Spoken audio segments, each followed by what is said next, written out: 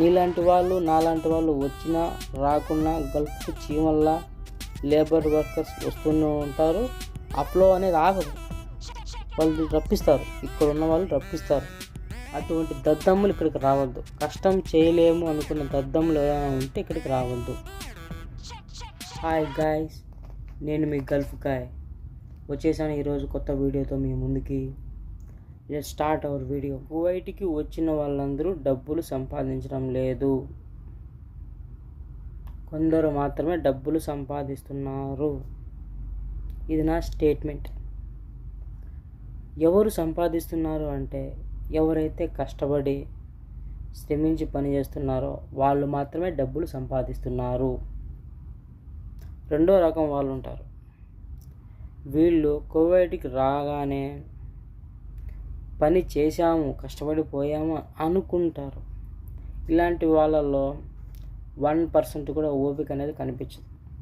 వచ్చి 1 నెల నుండి 6 నెలల్లోపు పని చేసుకొని మేము కష్టపడేసాము, మమ్మల్ని ఏదో కష్టాలు పెట్టేశారు అనుకుని చాలా వరకు కొంతమంది నిజంగా కష్టాలు పడి వెళ్ళిపోయిన వాళ్ళు ఉండొచ్చు.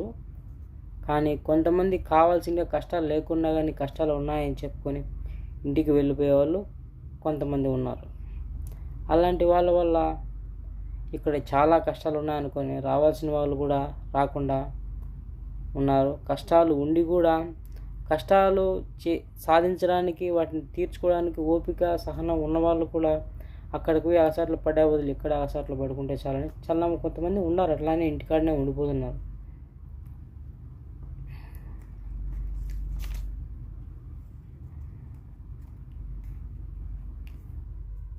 అలా ఇంటికి వెళ్ళిన వాళ్ళకి కువైట్ అంటే ఒక నరకం, ఒక రొచ్చు. కానీ ఓపికతో కష్టపడే ప్రతి ఒక్కరికి కువైట్ అనేది అమ్మలాంటిది. కువైట్ అనే కాదు, గల్ఫ్ మొత్తం ఇలానే ఉంటుంది. ఇక్కడ డబ్బులు ఎవరికి ఊరికే రావు, మనం కష్టపడితేనే డబ్బులు వస్తాయి. ఆ కష్టం ఎంతలా ఉంటుందంటే ఉదయాన్నే లేచినప్పటి నుంచి, ఈరోజు ఉదయాన్నే లేచినప్పటి నుంచి రేపటి ఉదయం లోపు మనం మళ్ళీ పడుకొని నిద్రపోతాం లేదో తెలియదు, గ్యారెంటీ లేదు. ఆ టైం వరకు కష్టపడుతూనే ఉండాలి. అలా కష్టపడితేనే జీతాలు వస్తాయి. ఇక్కడికి వచ్చిన తర్వాత బాత్రూమ్లు కడగమంటే బాత్రూమ్లు కడగాలి, మొత్తం బాత్రూమ్లు కడగాలి, దివానీ కడగాలి, చాయ్ గవ్వ కాంచి ఇచ్చి వాళ్ళు ఎంతసేపు కూర్చుంటే వాళ్ళతో పాటు కూర్చొని కాంచిస్తూ కూర్చొని ఉండాలి. వాళ్ళు చెప్పిన చోటికి వెళ్ళాలి. మనకు దొరికిన టైంలో మనకు వీలైన టైంలో అక్కడికి వెళ్ళడం కాదు, వాళ్ళు చెప్పిన టయానికి వాళ్ళు చెప్పిన ప్లేస్కు కరెక్ట్గా వెళ్ళాలి. ఇలా ఎన్నో పనులు, కష్టమైన పనులు ఉన్నాయి. ఖద్దామాలో ఇంట్లో కష్టపడే పని మనుషులు, ఖద్దామాలంటే వాళ్ళ పని గురించి చెప్పడం మొదలు పెడితే వినడానికి మీకు రోజులు చాలు, చెప్పడానికి నాకు రోజులు మిగలవు, అంత కష్టంగా ఉంటుంది వాళ్ళ పని. ఇంతలా కష్టపడితేనే ఇక్కడ ఉన్న వాళ్ళ ఫ్యామిలీలు ఇండియాలో 3 పూట్ల కడుపు నిండా తిని వాళ్ళు సొంత కళ్ళైనటువంటి ఇల్లు కొనుక్కోవడం, ఇల్లు కట్టుకోవడం, భూములు కొనుక్కోవడం లాంటి కళలు నెరవేరుతున్నాయి. అటువంటి కళలు నెరవేరడానికి కారణం వీళ్ళ కష్టం, వీళ్ళకు ఆ పని కల్పించి జీతం ఇచ్చిన గల్ఫ్లో ఉన్నవారిది, గల్ఫ్ దేశాలది. అలాగని మన దేశాన్ని తక్కువగా చూడట్లేదు, తక్కువగా చూడమని చెప్పట్లేదు. కానీ నీ చేతగానితనాన్ని వల్ల కేవలం ఇక్కడకు వచ్చి ఒళ్ళు బరువుతో పని కష్టం ఉందని కొంతమంది అబద్ధాలు చెప్పి ఇంటికి వెళ్ళేవాళ్ళు, వాళ్ళ చేతగానితనం వల్ల వాళ్ళ వల్ల మాత్రమే ఇక్కడ చాలా కష్టాలు ఉన్నాయనుకో రాలేకపోయే వాళ్ళు చాలామంది ఉన్నారు. అటువంటి దద్దమ్ములు ఇక్కడికి రావద్దు. కష్టం చేయలేము అనుకున్న దద్దమ్ములు ఎవరైనా ఉంటే ఇక్కడికి రావద్దు. ఎస్, ఎందుకంటే గల్ఫ్కు వచ్చే ముందు ఏజెంట్లు కానీ వీసాలు తీసేవాళ్ళు కానీ మనకు ఎన్నో చెప్తారు, మనల్ని మునగ చెట్టు ఎక్కిస్తారు, ఎన్నో అబద్ధాలు చెప్తారు, అలా ఎన్నో రకాలుగా మనల్ని నమ్మిస్తారు.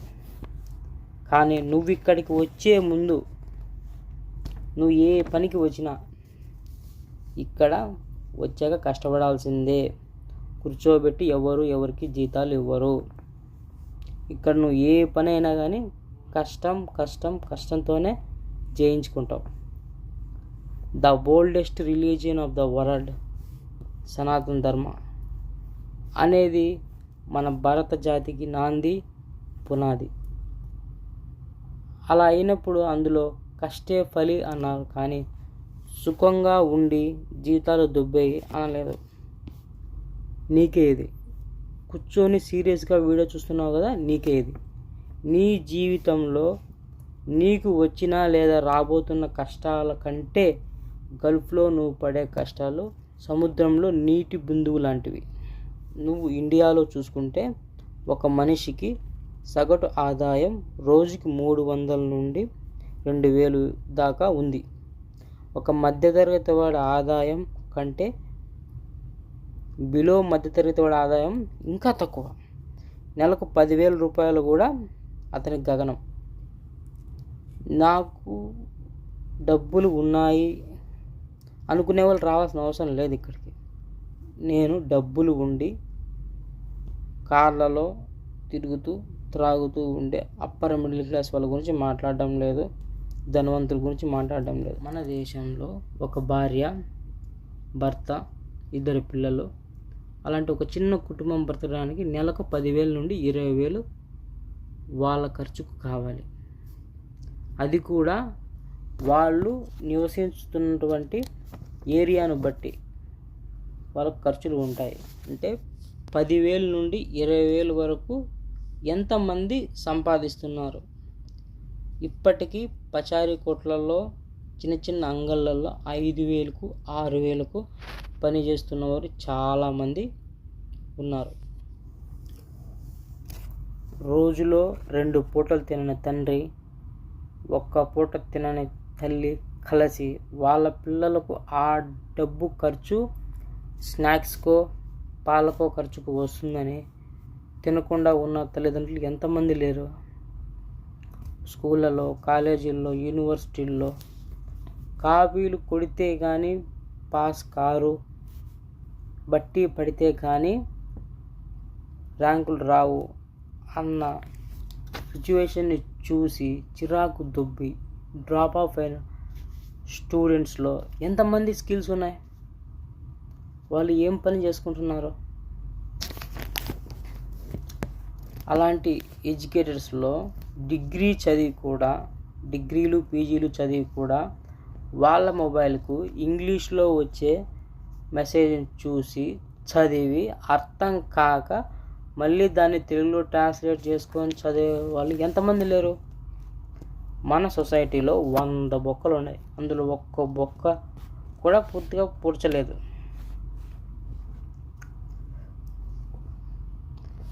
మొత్తానికి ఎవరైనా గల్ఫ్కు వచ్చేవారు కష్టాలు ఉంటాయి అని గుర్తించుకుని రండి. కష్టం ఉంటే చేయండి, లేకుండా పని సులువుగా ఉంటే సంతోషంగా చేసుకొని వెళ్ళండి. అంతేగాని గుండె ధైర్యం లేక సులువైన పని అనుకుని వచ్చి తీరా ఇక్కడికి వచ్చాక పని చాలా కష్టంగా ఉందని బాధపడవద్దు.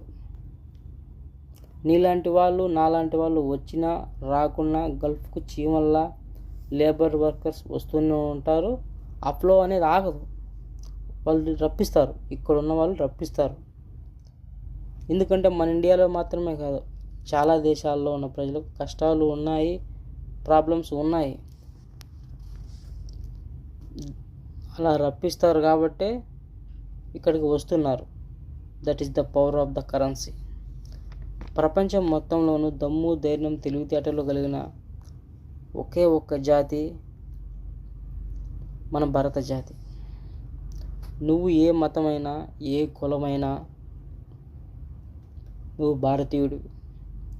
ఎంత పెద్ద కష్టానైనా నీ తెలివితేటలతో, నీ కష్టంతో సులువుగా ఛేదించి బయటికి రాగలవు. అది గుర్తుపెట్టుకో. కష్టే ఫలి. జై హింద్.